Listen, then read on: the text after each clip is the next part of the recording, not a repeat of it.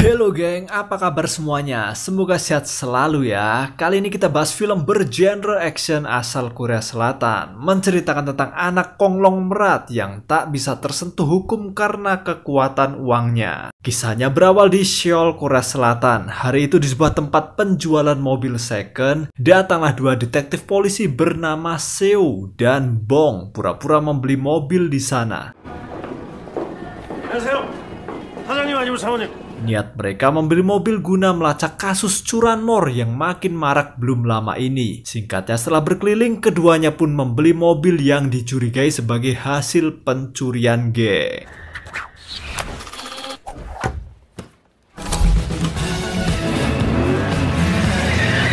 Belum juga sehari barang itu dibeli, mobilnya malah jadi target pencurian oleh sindikat curanmor.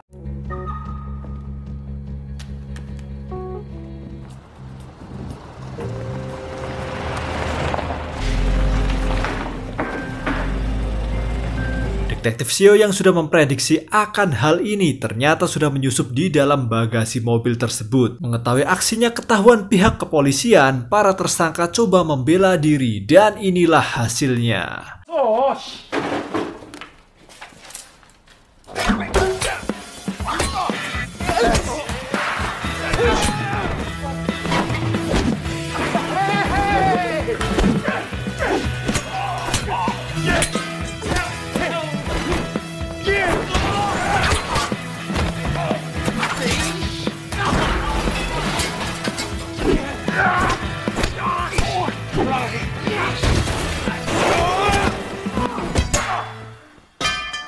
Usai berhasil melumpuhkan para pelaku curanmor itu, pihak kepolisian kembali menyusun rencana baru untuk menangkap bos dari sindikat ini dengan menyamar sebagai petugas pelabuhan.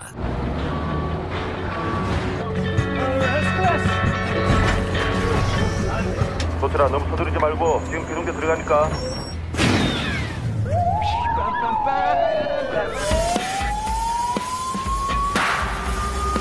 Sukses dengan misi mereka ini, Detektif Seo dan timnya begitu senang karena mereka akan segera mendapat promosi naik jabatan geng.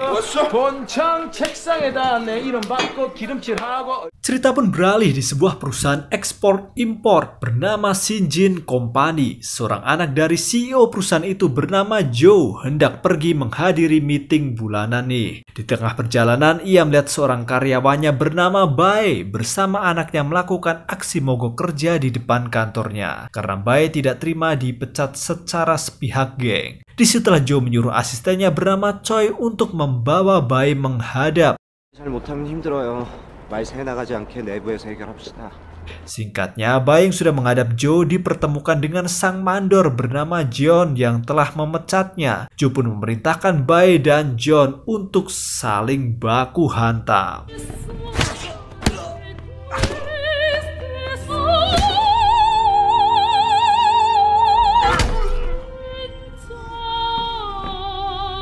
Akibatnya, Bae pun babak belur dan usai diadu domba oleh Joe, Bae diberi pesangon berupa cek senilai 10 juta won sebagai dana kompensasi bahwa dirinya resmi dipecat. Usai dipermalukan di depan anaknya yang masih kecil, Bae yang khawatir dengan kondisi psikis anaknya itu menyuruh si anak pulang duluan ke rumah. Selanjutnya, ia nekat kembali menemui Joe untuk protes. Bae tidak terima dengan pesangonnya yang tidak sesuai undang-undang ketenaga kerjaan. Mendengar hal ini, akibatnya Joe pun emosi. Ia menghajar Bae hingga sekarat geng.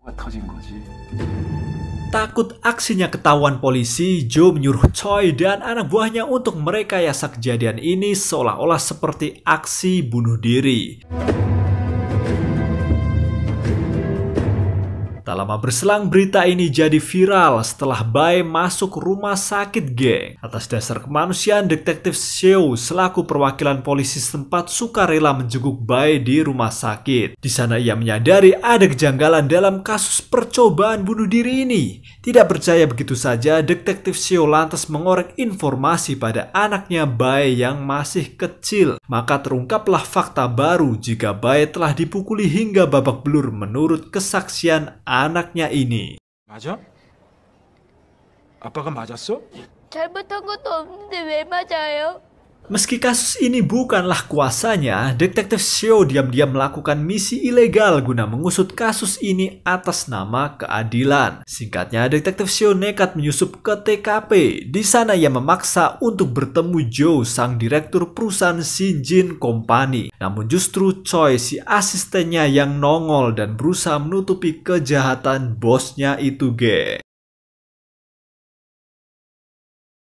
Cerita beralih pada Joe. Di sebuah tempat latihan bela diri, terlihat Joe tengah sparring duel di sana. Dalam latihan ini, Joe selalu kalah dalam duel dengan sang pelatih, geng. Karena kesal dirinya kalah mulu, Joe memerintahkan si pelatih untuk mengalah. Namun setelah pelatihnya mengalah, justru Joe malah tega mematahkan kaki pelatihnya itu hanya karena emosi sesaat, dan ia juga tega memecatnya.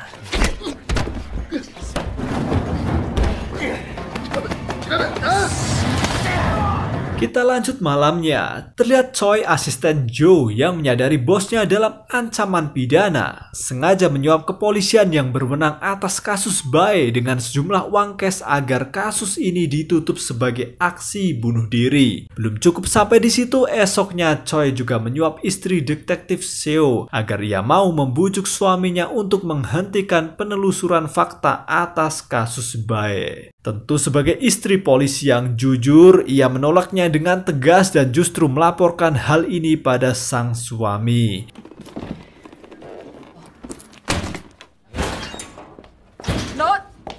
Mendengar pengakuan istrinya itu, Detektif Seo jadi emosi, geng. Ia nekat mendatangi Joe yang tengah meeting bersama kliennya. Di sana Detektif Seo bersumpah akan menangkap Joe jika buktinya sudah cukup. 놔이 쌍놈의 새끼들이 이런 확 놔이 이런 병신 새끼들. Bermodal rencana baru, Detektif Seo menemui seorang wartawan kenalannya, geng. Disitulah ia membocorkan tentang kesaksian anaknya Bae bahwa sebelum nekat terjun dari ketinggian, kata si anak, Bae sempat dipukuli dulu. Tentu sang wartawan ini jadi semangat mendengar update berita panas ini. 그림 좋다, 이 작품 되겠어. Tak lama berselang, berita pun dimuat di media nasional akhirnya. Sang CEO Shinjin Company sekaligus ayahnya Joe yang membaca berita ini dari koran segera memanggil Joe, anaknya, dan Choi untuk menghadap. Cerita kembali pada Detektif Seo kali ini. Malam itu ia dibantu timnya nekat menggerebek rumah Jeon, si mandornya Bae yang tempo hari telah memukuli anak buahnya itu. Dan terjadilah perlawanan sengit, geng.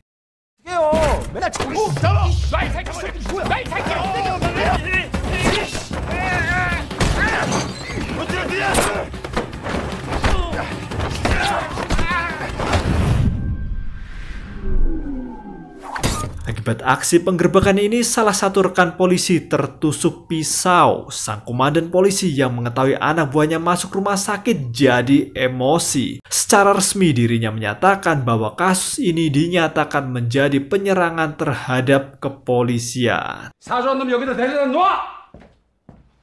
Alhasil, Detektif Seo dan timnya kini telah mendapatkan izin dari komandannya langsung untuk mengusut tuntas kasus ini hingga selesai. Mendapatkan kabar buruk bahwa anaknya akan diancam pidana, sang CEO Shinjin Company kembali memanggil Joe, anaknya, dan Choi. Ia berniat menyusun siasat baru agar anaknya itu tidak dipenjara. Rencananya dari sang CEO ini yaitu mengorbankan Choi untuk menggantikan posisi Joe sebagai tersangka dengan mengaku ke polisi. Sebagai hadiahnya nanti kehidupan istri dan anaknya Choi akan ditanggung sampai tua, geng. Plus setelah bebas nantinya, Choi akan resmi diangkat sebagai presiden direktur Shinjin Company. Mendapatkan tawaran menarik ini, Choi dengan senang hati menandatangani kontrak perjanjian tersebut. Dan esoknya, secara resmi Choi masuk penjara sebagai terdakwa atas kasus penganiayaan terhadap Bae. 말씀해보세요. Merasa kasus ini telah dimanipulasi oleh oknum berduit, Detektif Xiu gak terima, geng. Rencananya ia akan tetap mencari bukti untuk menyeret Joe masuk penjara, meski kasus tersebut sudah resmi ditutup. Singkatnya, setelah terus mencari bukti baru bersama timnya, Detektif Xiu akhirnya berhasil menemukan titik terang. Setelah mantan pelatih MMA Joe yang kakinya dipatahkan bosnya itu akhirnya ikut buka suara atas kesaksiannya dalam kasus ini. Ia membongkar semua fakta sebenarnya bahwa Bae telah dianiaya sebelum coba dibunuh dengan dibuang dari ketinggian. Bermodal kesaksian ini, akhirnya Detektif Xiu dan timnya punya alasan kuat untuk meringkus Joe hari itu juga. 얘는 나한테 투자를 했어야 돼. Bermodalkan rencana matang, Detektif Xiu dan timnya mengintai Joe yang tengah pesta narkoba di dalam klub malam. Fakta baru mengungkap bahwa Joe adalah pecandu narkoba dan hal ini tentu memperberat hukuman si bos muda ini nantinya, geng. Apalagi dalam pesta tersebut Joe juga telah menganiaya pacarnya yang tengah hamil muda. Disitulah saatnya Detektif Xiu dan timnya beraksi untuk meringkus Joe, si target yang tak tersentuh hukum itu. 네.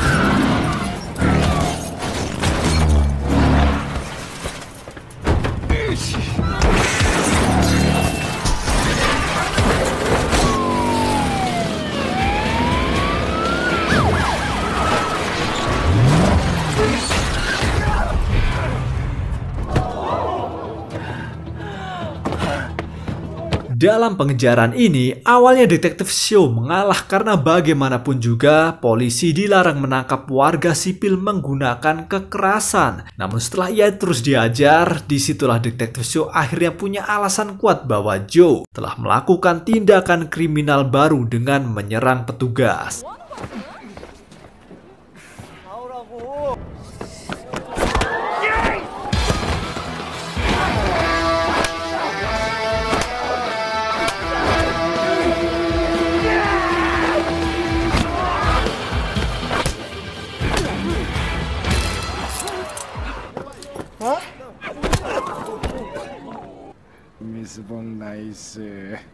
Pada akhirnya Joe, Choi, dan Jeon diancam hukuman kurungan 10 tahun penjara atas rentetan kasus ini. Pihak Shinjin Company juga diwajibkan untuk membayar pesangon atas pemecatan sepihak pada beberapa karyawan mereka senilai 400 juta won per orang termasuk Bae. Sementara Bae yang koma di rumah sakit akhirnya juga siuman dari tidur panjangnya. Dan cerita pun selesai, geng.